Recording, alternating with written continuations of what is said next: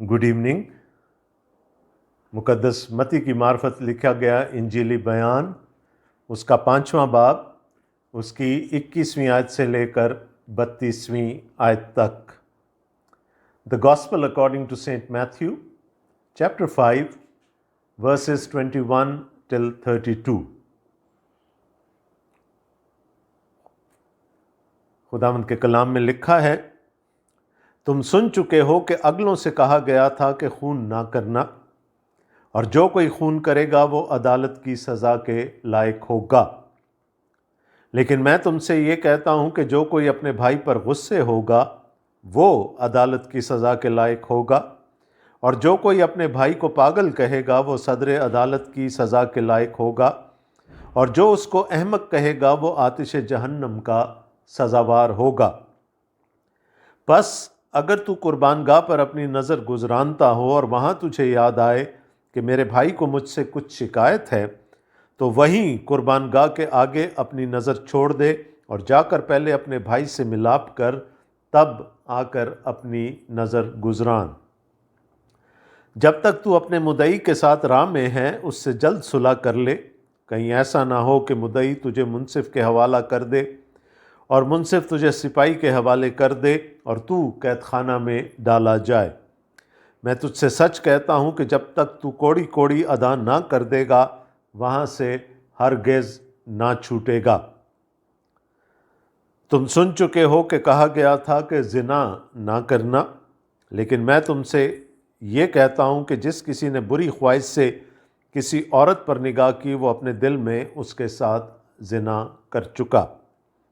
बस अगर तेरी दैनी आँख तुझे ठोकर खिलाए तो उसे निकाल कर अपने पास से फेंक दे, क्योंकि तेरे लिए यही बेहतर है कि तेरे आज़ा में से एक जाता रहे और तेरा सारा बदन जहन्नुम में ना डाला जाए। और अगर तेरा दाना हाथ तुझे ठोकर खिलाए तो उसको काट कर अपने पास से फेंक दे, क्योंकि तेरे लिए यही बेहतर है कि तेरे अज़ा में से एक जाता रहे और तेरा सारा बदन जहन्नुम में ना जाए। यह भी कहा गया था कि जो कोई अपनी बीवी को छोड़े उसे तलाकनामा लिख दे। लेकिन मैं तुमसे ये कहता हूँ कि जो कोई अपनी बीवी को हरामकारी के सिवा किसी और सबब से छोड़ दे वो उससे ज़िना कराता है, और जो कोई उस छोड़ी हुई से बयां करे वो ज़िना करता है। ये हमारे खुदावंद यीशु मसीह की इंजील है। ऐ मसीह तेरी तमजीद हो, आमीन। हम सबको मालूम है कि हम खुदावंद यीशु मसीह के पहाड़ी वाज में से सीख रहे हैं आजकल। We are looking at Jesus' Sermon on the Mount. We started off with the Beatitudes, and in our last Bible study, we looked at the relationship which Jesus had with the Old Testament and which a believer should have with the Old Testament. मुबारकबादियों से कहानी शुरू हुई थी, लेकिन याद रहे कि ये तालीम खुदावंद यीशु मसीह के शागिर्दों के लिए है। This teaching is for the disciples of our Lord Jesus Christ. मुबारकबादियों के बाद हमने देखा कि खुदावंद यीशु मसीह ने हमें ज़मीन का नमक और दुनिया का नूर कहा, और हमने सीखा कि इसके क्या मानी हो सकते हैं। और फिर खुदावंद यीशु मसीह ने बयान किया कि उसका रिश्ता पुराने अहदनामे के साथ, तनाख के साथ, तौरात और नबियों के साथ क्या है, और हमारा ईमानदारों का रिश्ता पुराने अहदनामा के साथ क्या होना चाहिए। हम में से बहुत सारे ऐसे लोग हैं जो आज पुराने अहदनामे को सिरे से रद्द कर देते हैं कि अब उसकी ज़रूरत नहीं है, लेकिन खुदावंद यीशु मसीह ने याद दिलाया कि नहीं, वो फाउंडेशन है, वो बुनियाद है जिस पर सारा का सारी तालीम खड़ी है। और हम देख भी रहे हैं, साथ में जब हम पैदाइश की किताब की स्टडी कर रहे हैं तो हम देख रहे हैं कि वो फाउंडेशंस, वो हमारे बुनियादी अकायद कैसे शुरू हुए, कहाँ से कहानी शुरू हुई थी और कहाँ तक फिर वो पहुँचती है। खुदावंद यीशु मसीह ने कहा था, मैं शरीयत को या नबियों की तालीम को रद्द करने नहीं आया, मनसूख करने नहीं आया। بلکہ کیا کرنے آیا ہوں؟ پورا کرنے آیا ہوں۔ جو انسانی ذہن نے اس کے اندر ملاوٹ کر دی ہے، جو تفسیریں اور جس قسم کی ایکسپلینیشنز لوگوں نے بنا دی ہیں، اصل تعلیم کہیں مٹی کے نیچے دب گئی ہے۔ اور خداوند یسوع مسیح نے کہا میں اس کو ایسکویٹ کرنے آیا ہوں، اس کو نکالنے کے لیے، کھود کر نکالنے کے لیے آیا ہوں۔ یہودی اس وقت تک آتے آتے the letter of the law میں پھنس چکے تھے۔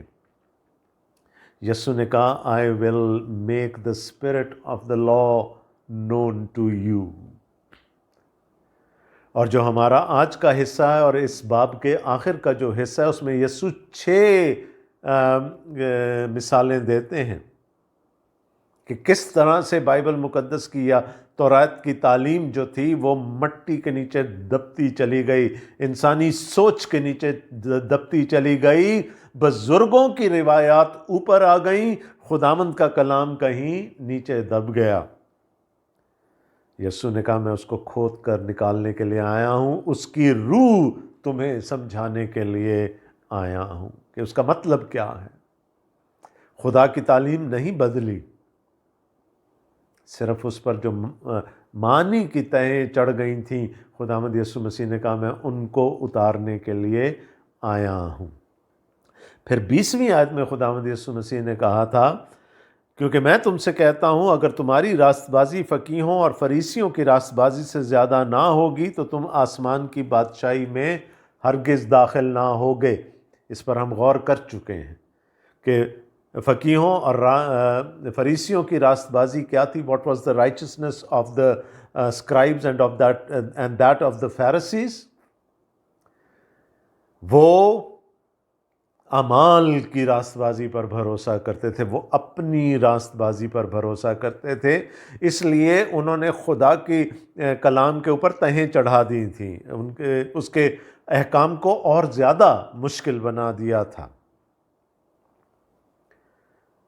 اور وہ یہی کہتے تھے کہ ان اعمال پر عمل، ان باتوں پر عمل کرنے سے تم راست باز ٹھہرو گے، جبکہ خدا نے اپنی راست بازی اپنے بیٹے کی صورت میں ظاہر کی۔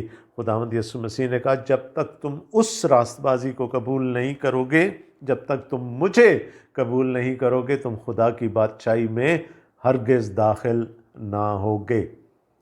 تو یہ 6 مثالیں جو ہیں ہمیں اب نظر آئیں گی کہ کس طرح سے اصل تعلیم کیا تھی، اس کو کس طرح سے مسخ کیا گیا، اور پھر خداوند یسوع مسیح نے اصل تعلیم ہم تک کیسے پہنچائی، اور پھر وہ راست بازی جو فقیہوں اور فریسیوں کی تھی وہ کیسی تھی، اور خداوند یسوع مسیح کی طرف سے ملی ہوئی راست بازی کیسی ہے۔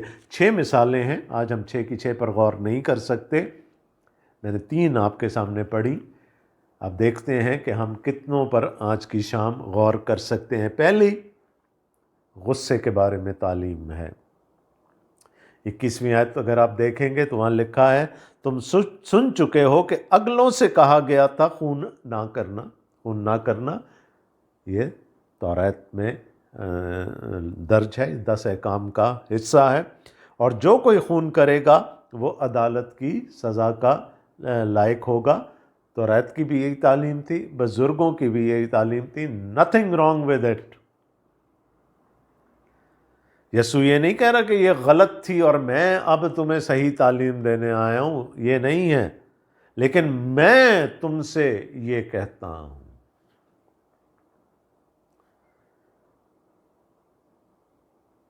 خداوند یسوع مسیح یہ نہیں کہہ رہے کہ خدا نے کوئی ایسی بات کر دی جو سمجھنے یا عمل کرنے کے لائق نہیں ہے، یا بزرگوں نے کچھ ایسا کر دیا، اس نے کہا نہیں، میں اس کو رد کرنے نہیں آیا۔ It stands where it belongs۔ میں صرف اس کی اسپرٹ تم پر ایویڈنٹ کرنے آیا ہوں، میں اس کی روح تمہیں سمجھانے کے لیے آیا ہوں۔ فریسی اور فقیہ اور بزرگ کس بات میں پھنس گئے تھے؟ عمل میں۔ تو ان کے نزدیک قتل کیا تھا، خون کیا تھا؟ وہ عمل جس کے تحت کسی کی جان چلی جائے۔ یسوع نے کہا خدا جب کہتا ہے کہ خون نہ کرنا تو وہ یہ چاہتا ہے کہ وہ وجوہات جو تمہیں خون کرنے پر مجبور کر سکتی ہیں انہی کو تم دور کر دو. That is the spirit of the law. لیکن میں تم اب اتھارٹی دیکھیں، وہ یہ نہیں کہہ رہا کہ میں نے یہ سنا یا میں کہیں سے یہ بات تمہارے لیے لے کر آؤں. کہتا میں تم سے کہہ رہا ہوں. اور بعد میں ہم دیکھیں گے رد عمل کیا تھا لوگوں کا، کہ وہ حیران تھے کہ یہ صاحب اختیار کی طرح تعلیم دیتا ہے. He does not have to borrow his teaching from anyone else. جب میں تیاری کر رہا ہوتا ہوں کلام آپ تک پہنچانے کی تو میں بہت سارے لوگوں کو پڑھتا ہوں، سنتا ہوں، تاکہ خدا کا کلام آپ تک پہنچا سکوں. لیکن یسوع کو ضرورت نہیں تھی. وہ ایک صاحب اختیار کی طرح تعلیم دیتا ہے. میں تم سے یہ کہتا ہوں، it's me who is telling you this, کہ جو کوئی اپنے بھائی پر غصے ہوگا وہ عدالت کی سزا کے لائق ہوگا، اور جو کوئی اپنے بھائی کو پاگل کہے گا وہ صدر عدالت کی سزا کے لائق ہوگا، اور جو اس کو احمق کہے گا وہ آتش جہنم کا سزاوار ہوگا. جمعے والی بائبل سٹڈی میں نے آپ کو کہا تھا میرا دل چاہ رہا ہے کہ میں فوراً بھاگ کر نئے عہد نامہ میں یسوع کے تعلیم پر پہنچ جاؤں، لیکن اس دن میں نے اپنے آپ کو روکا. لیکن آج میں آپ کو پیچھے لے کر جانا چاہتا ہوں. یسوع کے ذہن میں کون ہوگا اس وقت جب وہ یہ ساری باتیں کر رہا ہے؟ یسوع کے ذہن میں یقیناً پیدائش کی کتاب کا 4 باب تھا، اور یسوع کے ذہن میں اس وقت یقیناً قائن ہوگا. He was looking back at the 4th chapter of the book of Genesis. He was looking at the person of Cain when he said all these things. اب ہوا کیا تھا آئیے ذرا دیکھیں. اتفاق سے ابھی ہم نے تازہ پڑھا ہے اس لیے یاد بھی ہوگا. پیدائش 4 باب میں چلیں، 6 آیت. جب خدا نے قائن کا ہدیہ قبول نہیں کیا اور حابل کا ہدیہ قبول کر لیا تو 6 آیت میں کیا لکھا؟ اور خداوند نے کاہن سے کہا تو کیوں غضبناک ہوا اور تیرا منہ کیوں بگڑا ہوا ہے؟ تو شروعات کہاں سے ہوئی؟ غصے سے. جو کوئی اپنے بھائی پر غصہ کرے گا وہ آتش جہنم کا سزاوار ہوگا. Because it starts with that anger, ہے نا، وہ کرودھ، وہ نفرت، وہ حقارت جو ہمارے دل میں آ جاتی ہے کسی کے لیے. وہ جو فائنل ایکٹ ہے مرڈر کا وہ یہاں سے اوریجنیٹ ہوتا ہے، اور یہ پہلا قتل ہے نا. تو خداوند یسوع مسیح کے ذہن میں ہوگی یہ بات، اور خدا نے اس کو منع کرنے کی کوشش کی کہ اگر تو بھلا کرے گا تو تیرے ساتھ بھلا ہوگا، نہ کر، یہ ایسا کام نہ کر، اپنے غصے کو جانے دے. اس کے بعد کیا ہوا 8ویں آیت میں؟ اور قائن نے اپنے بھائی حابل کو کچھ کہا. آئی لو یو تو نہیں کہا ہوگا نا اس وقت غصے میں. شاید جو یسوع کہہ رہے ہیں یہاں پر پاگل اور احمق، یا شاید اس سے بھی بڑھ کر اگر اس کی ووکیبلری میں کوئی چیزیں ہوں گی تو اس نے وہ کہیں ہوں گی. اس وقت کوئی پیار محبت کی بات تو قائن کے منہ سے نہیں نکلی ہوگی نا. And finally it led to the murder of Abel. حابل قتل ہو گیا. پہلا قتل اس نسل انسانی کا پہلا قتل ہمارے سامنے آ گیا. کہاں سے شروع ہوا؟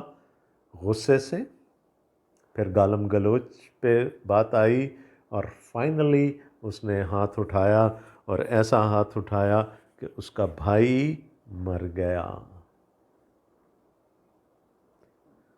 تو خداوند یسوع مسیح کس چیز کی طرف ریفر کر رہے تھے؟ وہی پروسیس جو پہلے قتل میں ہوا. خداوند یسوع مسیح یہاں پر اس کی طرف اشارہ کرتے ہیں. کیا کہہ رہے ہیں؟ جو اپنے بھائی پر غصے ہوگا وہ عدالت کی سزا کے لائق ہوگا، جو اپنے بھائی کو پاگل کہے گا وہ صدر عدالت کی سزا کا لائق ہوگا، اور جو کوئی اس کو احمق کہے گا وہ آتش جہنم کا سزاوار ہوگا۔ دیکھیں پہلی بات کیا ہے؟ غصہ۔ کہا کہ اگر قتل نہیں کرنا تو اپنے غصے پر کنٹرول کرنا سیکھو۔ کتنی دفعہ انسان بے قابو ہو کر وہ کر جاتے ہیں جو ان کو نہیں کرنا چاہیے۔ اب یہاں پر دو لفظ آ گئے اردو میں، ایک آ گیا پاگل اور دوسرا آ گیا احمق۔ لیکن اگر ہم ٹیکسٹ پڑھیں، اوریجنل ٹیکسٹ پڑھیں، تو ایک جگہ ہیبرو کا لفظ ہے راکا، اور جو دوسرا لفظ ہے وہ گریک میں ہے، اور دونوں کا مطلب ایک ہی جیسا، اور دونوں کا مطلب کیا ہے؟ جو خالی ہو، ڈیوائڈ آف ایوری تھنگ۔ یعنی آپ یوں سمجھ لیں کہ کوئی بے وقت کسی کو بے وقت قرار دے دے کہ تیری تو کوئی ویلیو ہی نہیں ہے۔ ہم کہہ جاتے ہیں نا کبھی کبھی، یار تو دھرتی پہ بوجھ ہے۔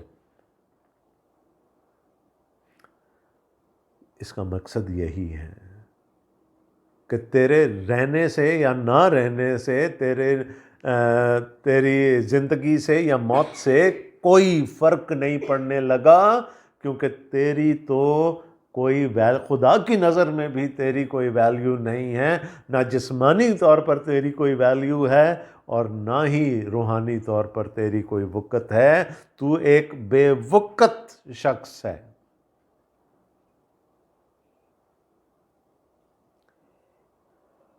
تو شاید قائن نے بھی حابل کو یہی کچھ کہا ہوگا، حالانکہ بے وقت وہ خود ہوا تھا وہاں پر، کیونکہ اس کا ہدیہ قبول نہیں ہوا۔ ہم اگر خدا کی مخلوق کو، خدا کے ہاتھ کی کاریگری کو، خدا کے بنائے ہوئے ایک انسان کو یہ کہہ رہے ہیں کہ تیری کوئی ویلیو نہیں ہے، نہ ہماری نظر میں نہ خدا کی نظر میں، تو یسوع نے کہا اس سے بڑا یہ بھی قتل کرنے کے مترادف ہے۔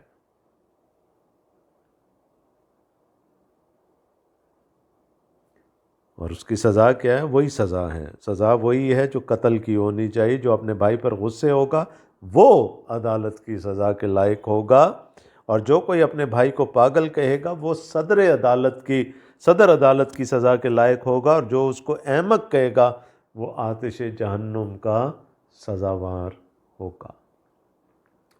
تو یسوع کیا کہہ رہے ہیں کہ اگر بات شروع ہوتی ہے غصے سے، پھر اگر ہم سمجھتے ہیں کہ اس شخص کی تو کوئی ویلیو ہی نہیں ہے، اس کا زندہ رہنا یا مر جانا برابر ہے، تو وہ یعنی کسی کو اتنا بے وقت کر دینا، کسی کو ذلیل کر دینا اس حد تک کہ ہم کہیں کہ بھائی یو کاؤنٹ فار نتھنگ۔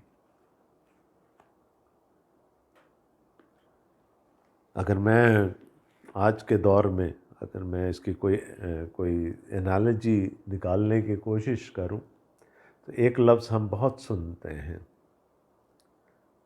اور آج کل کچھ زیادہ شدت سے اور کچھ زیادہ مقدار میں ہم سننے لگے ہیں کہ جی فلاں واجب القتل ہے۔ اب چونکہ یہ بات اگلے ہفتے پھر آئے گی سامنے، اس لیے میں زیادہ تفصیل میں اس وقت اس پر بات کروں گا، لیکن دیکھیں یہ اختیار عدالت کے پاس ہے۔ عدالت کسی کو واجب القتل قرار دے سکتی ہے، لیکن کوئی انسان اٹھ کر اگر دوسرے کو کہتا ہے کہ یہ واجب القتل ہے تو پھر یہ ویسا ہی ہے جیسا کسی کو احمق کہنا، پاگل کہنا، بے وقت کہنا۔ تو آج کے دور میں ہم یہ حقیقت فیس کرتے ہیں، ہر روز فیس کرتے ہیں۔ اب آگے خداوند یسوع مسیح دو مثالیں دے رہے ہیں، اور وہ مثالیں کیا ہیں؟ صلح کی ہے۔ یاد ہے ہم نے پڑھا تھا مبارک بادیوں میں، مبارک ہیں وہ جو صلح کراتے ہیں، جو صلح میں رہنا چاہتے ہیں، کیونکہ وہ خدا کے فرزند، خدا کے بیٹے کہلائیں گے۔ تو انہوں نے کہا کہ اگر کہیں کوئی ان بن ہو جائے 23ویں آیت میں، پس اگر تو قربان گاہ پر اپنی نظر گزرانتا ہو اور وہاں تجھے یاد آئے کہ میرے بھائی کو مجھ سے کچھ شکایت ہے، تو وہیں قربان گاہ کے آگے اپنی نظر چھوڑ دے اور جا کر پہلے اپنے بھائی سے ملاپ کر، تب آ کر اپنی نظر گزران۔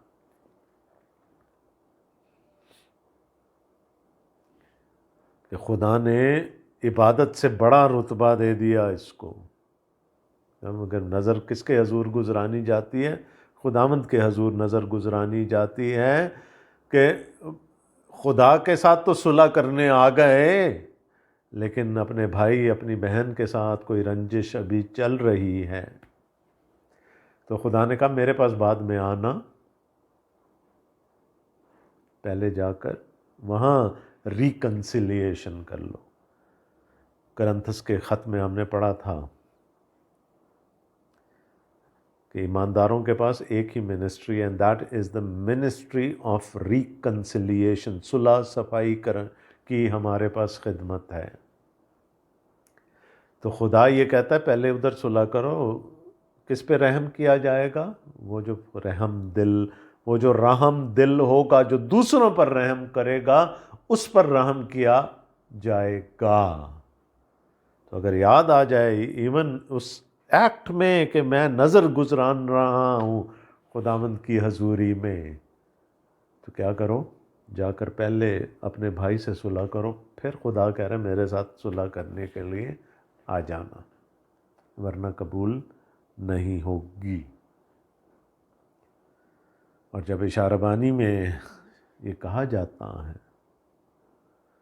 کہ ہم اپنے گناہوں کا اقرار کریں، اور اگر ہمارے دل میں کسی کے لیے کوئی کدورت ہے تو اس کو پہلے نکال دیں، وہ جو ہم کہتے ہیں نا share piece of God with each other, کہ خداوند کی سلامتی ایک دوسرے تک پہنچائیں پہلے، خداوند کی میز پر آنے سے پہلے۔ اس کا مقصد ہی یہ ہے، اس کے پیچھے اسپرٹ ہی یہ ہے کہ خدا یہ چاہتا ہے کہ ہم اس کے پاس بعد میں آئیں، پہلے اپنے بھائی سے اپنی بہن سے صلح کر لیں۔ دوسری مثال 25ویں آیت میں، جب تک تو اپنے مدعی کے ساتھ راہ میں ہے اس سے جلد صلح کر لے۔ اگر آپ پر کسی نے کوئی مقدمہ کر دیا ہے، if someone is taking you to the court، تو خداوند کیا کہہ رہے ہیں کہ آؤٹ آف کورٹ سیٹلمنٹ کر لو، اس سے پہلے کہ عدالت میں پہنچو آؤٹ آف کورٹ سیٹلمنٹ کر لو۔ کئی دفعہ عدالتیں کہہ دیتی ہیں جو فریقین ہوتے ہیں ان کو، the court says کہ you should go for an out of court settlement، کہ آپس میں مل کر سیٹلمنٹ کر لو، صلح کر لو، بجائے اس کے کہ عدالت تم سے زبردستی صلح کروائے اور ایک پر ہرجانہ لگائے یا دونوں پر ہرجانہ لگائے، یا کوئی ایسا فیصلہ کر دے جو کہ بعد میں ایک کے لیے یا دونوں کے لیے جس کو فالو کرنا مشکل ہو۔ اس سے پہلے آؤٹ آف کورٹ سیٹلمنٹ کر لو، کہیں ایسا نہ ہو کہ مدعی تجھے منصف کے حوالے کر دے اور منصف تجھے سپاہی کے حوالے کر دے اور تو قید خانہ میں ڈالا جائے۔ میں تجھ سے سچ کہتا ہوں کہ جب تک تو کوڑی کوڑی ادا نہ کر دے گا وہاں سے ہرگز نہ چھوٹے گا۔ اب پہلے اگزامپل میں کیا تھا کہ آپ کے لیے کوئی اس کے ڈائر کانسیکوینسز نہیں تھے، کوئی نظر آنے والے کانسیکوینسز نہیں تھے۔ دوسری مثال میں کیا ہے؟ سزا بھی ہو سکتی ہے، قید میں بھی ڈالے جا سکتے ہیں، جرمانہ بھی ہو سکتا ہے۔ تو اس سے بہتر نہیں ہے کہ پہلے سے صلح کر لی جائے، بات کو اس نہج تک، اس اینڈ تک جانے ہی نہ دیا جائے۔ سو ہم کیا دیکھ رہے ہیں یہاں پر کہ خداوند یسوع مسیح جو ہے وہ، جو انہوں نے جو بعد میں چل کر خداوند یسوع مسیح کہیں گے نا کہ میرا جوا اپنے اوپر اٹھا لو کیونکہ وہ ملائم ہے۔ فریسیوں نے، فقیہوں نے اور شرع کے عالموں نے اور ان کے سیجز نے شریعت کو اس قدر مشکل بنا دیا تھا کہ لوگ اس کو بوجھ سمجھنے لگ گئے تھے۔ خداوند یسوع مسیح نے کہا کہ قتل کی نوبت ہی نہیں آئے گی اگر تم اپنے غصے پر کنٹرول کرنا سیکھ جاؤ گے. اگر اپنے بھائی کو بے وقت نہ سمجھنا سیکھ جاؤ گے تو پھر قتل تک تمہاری نوبت ہی نہیں پہنچے گی. اور پھر خداوند یسوع مسیح کے شاگردوں کے لیے تعلیم کیا ہے؟ صلح. خود بھی صلح کی حالت میں رہیں اور دوسروں کے ساتھ بھی صلح رکھیں. تو خداوند یسوع مسیح نے کہا کہ میں خدا کے پاس بعد میں، پہلے بھائی کے ساتھ صلح. عدالت میں پہنچنے سے پہلے راستے میں صلح کر لو. ایسا نہ ہو کہ بعد میں جو اس کے نتائج ہوں پھر ان کو فیس کرنا مشکل ہو. کیا قائن کی زندگی اس قتل کے بعد آسان رہی ہوگی؟ اس کو تو پہلے ہی خوف تھا کہ کوئی مجھے بھی مار ڈالے گا. خدا نے پھر اس کے لیے نشان مقرر کر دیا کہ نہیں، تجھے اگر کوئی قتل کرے گا تو تیرے خون کا بدلہ 7 گنا اسے لیا جائے گا. تو بھی وہ گلٹ، اپنے بھائی کو مار ڈالنے کا گلٹ جو ہے اس کو ساری زندگی ستاتا رہا ہوگا. اس نے صلح نہیں کی. اور کب یہ سارا کچھ کہاں ہوا تھا؟ جہاں نظر گزراننے گئے تھے نا، تو وہاں تو صلح ہو جانی چاہیے تھی. لیکن وہاں کیا ہوا؟ غصہ اس قدر بڑھ گیا کہ باہر جا کر اس کو پہلے برا بھلا کہا اور پھر قتل کر دیا. اب آگئی زنا کے بارے میں تعلیم، جو دوسری بات وہ کر رہے ہیں. 27ویں آیت میں ورس 27، تم سن چکے ہو کہ کہا گیا تھا کہ زنا نہ کرنا. Again this is from the 10 commandments. زنا نہ کرنا، ٹھیک ہے. تو کیا خداوند یسوع مسیح اس کو رد کر رہے ہیں یا تعلیم کو وہ پیسیفائی کر رہے ہیں، کم کر رہے ہیں، اس کی انٹینسٹی کو کم کر رہے ہیں؟ نہیں. لیکن میں تم سے یہ کہتا ہوں کہ جس کسی نے بری خواہش سے کسی عورت پر نگاہ کی وہ اپنے دل میں اس کے ساتھ زنا کر چکا. اب پھر وہی بات آ گئی کہ فقیہ فریسی یہ سمجھتے تھے کہ اڈلٹری از دیٹ ایکٹ. وہ جو اس عورت کے بارے میں بھی ہم پڑھتے ہیں یوحنا کے انجیلی بیان کے 8ویں باب میں، جو عین فعل کے وقت پکڑی گئی تھی، تو ان کے نزدیک زنا وہ فعل تھا، وہ عمل تھا. لیکن خداوند یسوع مسیح نے کہا یہ کہانی اس سے بہت پہلے شروع ہو چکی ہوتی ہے. اس عمل تک بات پہنچنے سے بہت پہلے یہ کہانی شروع ہو گئی ہوتی ہے. تو اگر پہلی مثال میں خداوند یسوع مسیح کے ذہن میں قائن تھا تو دوسری مثال میں یقیناً داؤد ہوگا. کیا ہوا تھا؟ اپنے محل کی چھت پہ سے جھانکا اور بجائے اس کے کہ وہاں سے نظریں ہٹا لیتا، he leered. اور وہاں سے جب بات شروع ہوئی تو پھر وہ نہ صرف زنا پر بلکہ قتل تک پہنچ گئی. تو خداوند یسوع مسیح نے کہا کہ کہاں سے بات شروع ہوتی ہے؟ بات شروع ہوتی ہے جس کسی نے بری خواہش سے عورت پر نگاہ کی. It starts with the heart, دل سے. وہ ایکٹ تو بہت بعد کی بات ہے، وہ چاہے ہو نہ ہو، لیکن اگر آپ نے سوچ لیا ہے تو آپ زنا کے مرتکب ہو گئے ہیں. Even if you think of it or if you plan for it, you have committed adultery. اب کیا نگاہ کرنے سے زنا ہو جاتے ہیں؟ یقیناً نہیں ہوتا، یقیناً نہیں ہوتا. لیکن بنیاد ڈل جاتی ہے.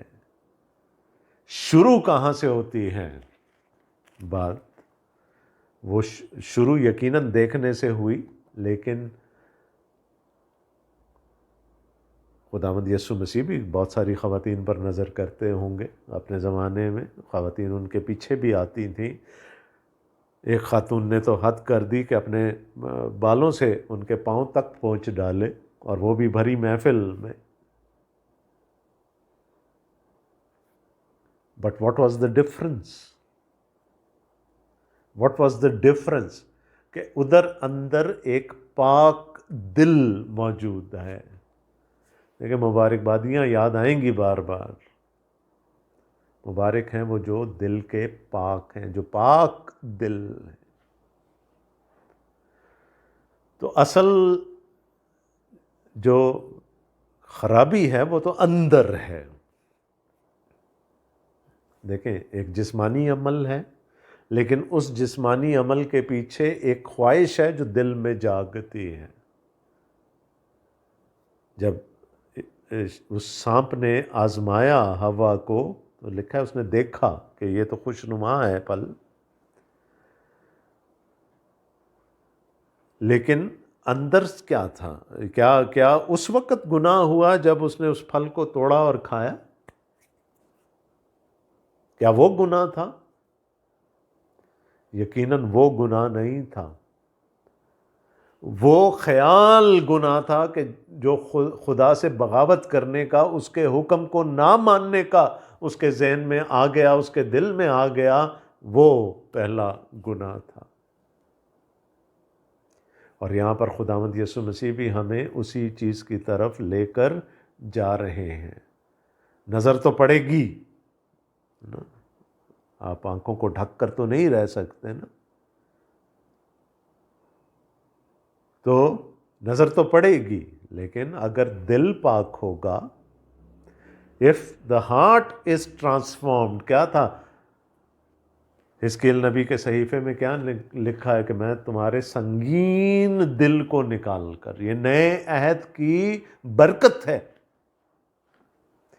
میں تمہارے اندر سے اس پتھر کے دل کو نکال کر کیا کر دوں گا؟ ایک گوشتین دل تمہارے اندر ڈال دوں گا۔ مقصد کیا تھا خدا کے کہنے کا؟ کہ جب میرا پاک روح تمہاری زندگیوں میں کام کرے گا، you will be transformed from with in.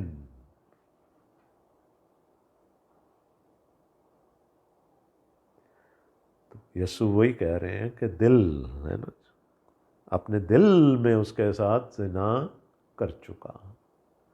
تو until and unless the heart is pure، زنا تو ہوتا رہے گا، چاہے وہ عمل ہو یا نہ ہو۔ جب تک دل نہیں بدلے گا، زنا ہوتا رہے گا۔ اور دل کو کون بدل سکتا ہے؟ کون اندر سے ٹرانسفارم کر سکتا ہے؟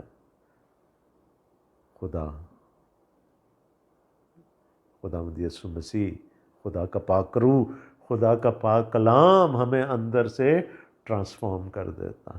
اب اس کے آگے کی جو آیتیں ہیں نا، وہ لوگوں کے لیے بہت بڑی ٹھوکر کا باعث بنتی ہیں، اور لوگوں نے تو پتہ نہیں ان آیتوں کو پڑھ کر اپنی جسموں کو کیا سے کیا کر لیا، وہ اپنے آپ کو سزا دیتے رہتے۔ بس اگر تیری دہنی آنکھ تجھے ٹھوکر کھلائے تو اسے نکال کر اپنے پاس سے پھینک دے، کیونکہ تیرے لیے یہی بہتر ہے کہ تیرے اعضاء میں سے ایک جاتا رہے اور تیرا سارا بدن جہنم میں نہ ڈالا جائے۔ اور اگر تیرا دہنا ہاتھ تجھے ٹھوکر کھلائے تو اسے کاٹ کر اپنے پاس سے پھینک دے، کیونکہ تیرے لیے یہی بہتر ہے کہ تیرے اعضاء میں سے ایک جاتا رہے اور تیرا سارا بدن جہنم میں نہ جائے۔ اب اس سے پہلے جو میں نے بات کی ہے، ذرا اس کی طرف واپس آ جائیں۔ دل، خداوند یسوع مسیح نے کہا دل میں زنا کر چکا۔ تو کیا یہاں پر یسوع کہتے ہیں تیری دہنی آنکھ تجھے ٹھوکر کھلائے تو اسے نکال دے؟ Can be blame the eyes? کیا ہم آنکھوں کو مورد الزام ٹھہرا سکتے ہیں؟ اس کا تو وہ تو ایک آرگن ہے جس کو خدا نے ایک فنکشن دیا ہے، وہ تو اپنا وہ کام کرتی رہے گی۔ کیا ہے نا، بہت سارے ممالک میں آج بھی اور یہ ہمارے ملک میں بھی یہ کہا جاتا ہے کہ جی وہ حدود نافذ کر دیں، ہاتھ کاٹنا شروع کر دیں چوروں کے، پھر دیکھیں چوری ہوتی ہے یا نہیں۔ ہاتھ کٹ بھی جائیں گے لیکن اگر دل ہیلے باز ہے تو چوریاں پھر بھی ہوں گی۔ تو کیا آنکھ کو مورد الزام ٹھہرایا جا سکتا ہے یا ہاتھ کو مورد الزام ٹھہرایا جا سکتا ہے؟ اس لیے میں نے کہا یہ آیات سمجھنا بڑا مشکل ہے۔ دیکھیں یسوع نے پہلے کیا کہا، وہ اپنے دل میں اس کے ساتھ زنا کر چکے۔ خداوند یسوع مسیح کے کہنے کا مقصد یہ ہے کہ اگر دل نہیں بدلا تو چاہے آنکھ کٹوا دو چاہے ہاتھ کٹوا دو، فرق کچھ نہیں پڑے گا۔ یہ نہ سمجھو کہ پھر آنکھیں نکل گئیں تو وہ ہاتھ کٹ گئے تو دل بھی پاک ہو جائے گا۔ یہ کبھی نہیں ہوگا کہ باہر کی پاکیزگی اندر چلی جائے۔ You need a transformation from the heart. آنکھ پھر بھی وہی دکھائے گی، لیکن اگر دل بدل جائے گا تو پورا پرسپیکٹو بدل جائے گا۔ اگر دل بدل گیا تو نہ آنکھ نکالنے کی ضرورت پڑے گی اور نہ ہاتھ کٹوانے کی ضرورت پڑے گی۔ دل نہیں بدلا تو چاہے اپنی پوری بدن کو میم کر دیں آپ، کچھ فائدہ نہیں ہونے کا۔ تو غالباً یہ تعلیم اس وقت دی جاتی تھی۔ یسوع نے کس چیز پر زور دیا؟ آنکھ نکلوانے پر نہیں، ہاتھ کٹوانے پر نہیں۔ یسوع نے کس چیز پر زور دیا؟ دل پر۔ جب تک اندر سے ٹرانسفارمیشن نہیں ہوگی کوئی چیز بدلنے والی نہیں ہے۔ So it is the heart condition that matters. It is the transformation from within that matters.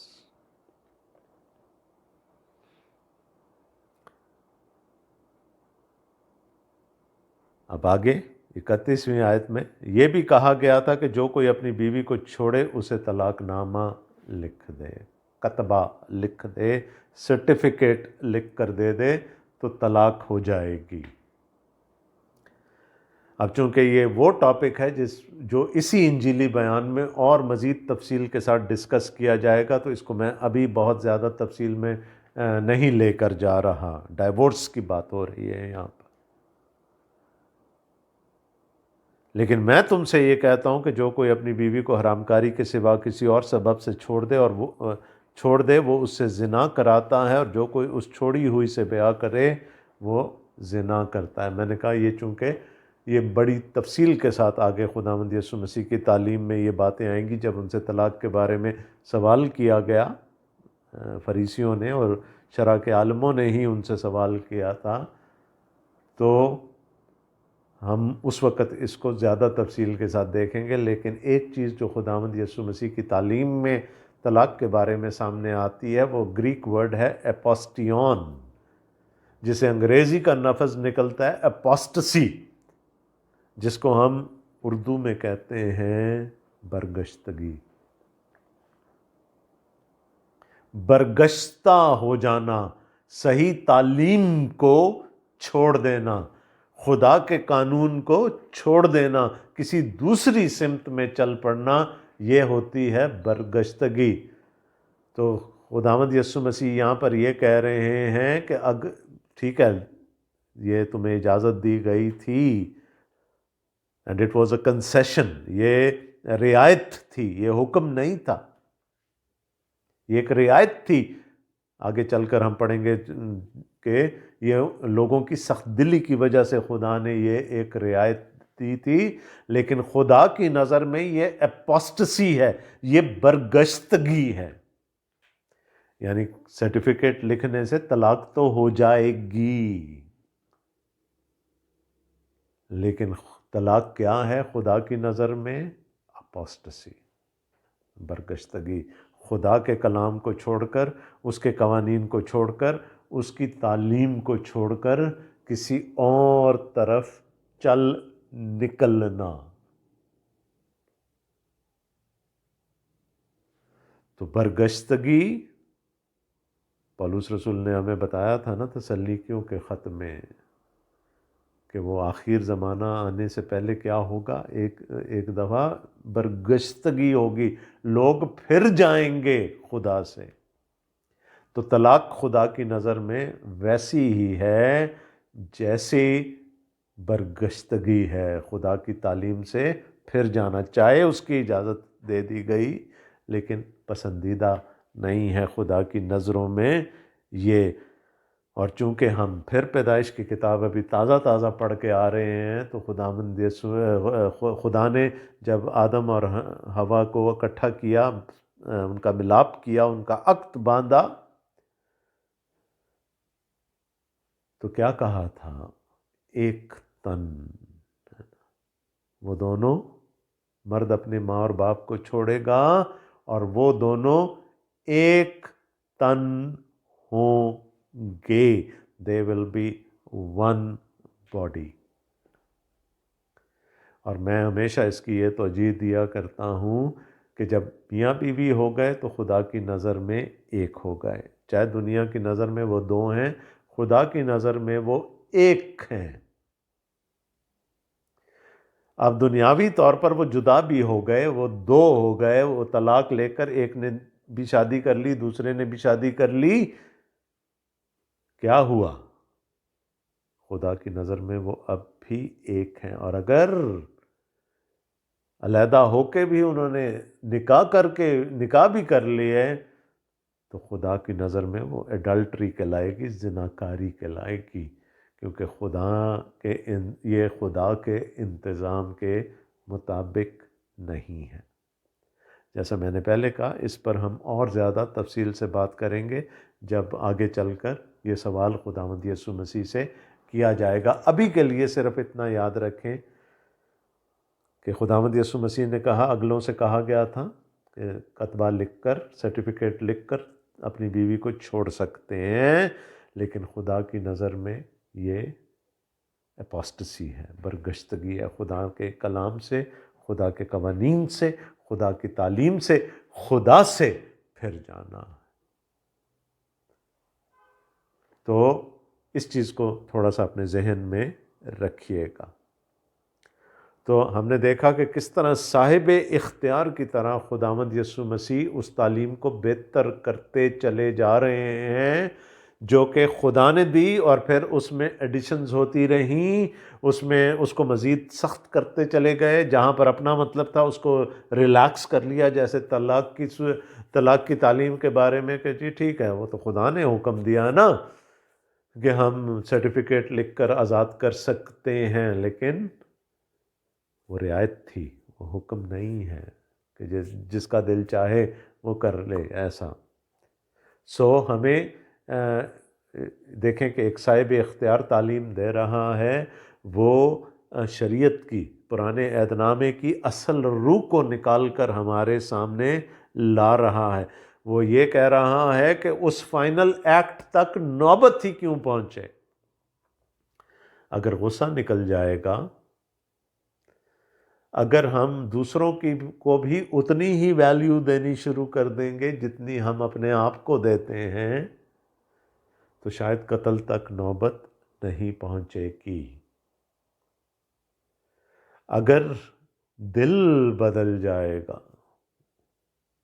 اندر سے ٹرانسفارمیشن ہو جائے گی، تبدیلی آ جائے گی، تو پھر زنا تک نوبت بھی نہیں پہنچے گی، اس ایکٹ تک نوبت نہیں پہنچے گی، بلکہ خداوند یسوع مسیح نے تو کہا every time you lust with your eyes it is counted as adultery۔ اور پھر خداوند یسوع مسیح نے کہا کہ طلاق تک بھی نوبت نہیں پہنچنی چاہیے، اس کو خدا کا حکم نہیں سمجھ لینا چاہیے، وہ ایک رعایت تھی، لیکن خدا کی نظر میں وہ برگشتگی ہے، وہ اپاسٹسی ہے۔ So Jesus is trying to dig out the spirit of the law, and he wants to tell everyone that he has not brought anything new. He is going to build upon the foundation laid by the Old Testament۔ خداوند یسوع مسیح पुराने अहद की बुनियाद पर एक इमारत खड़ा करना चाह रहे थे। पौलुस रसूल ने क्या कहा? कलीसिया की बुनियादों में क्या है? रसूलों और नबियों की तालीम, the old testament and the new testament. हम उसको छोड़ नहीं सकते, बल्कि हमें उसको इस तौर से पढ़ने की ज़रूरत है कि उसकी रूह हमारे सामने आ जाए। हम ये ना समझना शुरू कर दें कि हम अपने अमाल से नजात पा जाएंगे, ऐसा कभी भी नहीं हो सकता। हम अपनी रास्तबाजी से खुदा की बादशाही में दाखिल नहीं हो सकते। We have to trust in the richness of our Lord Jesus Christ. खुदावंद आप सबको बड़ी बरकत दे। आमीन।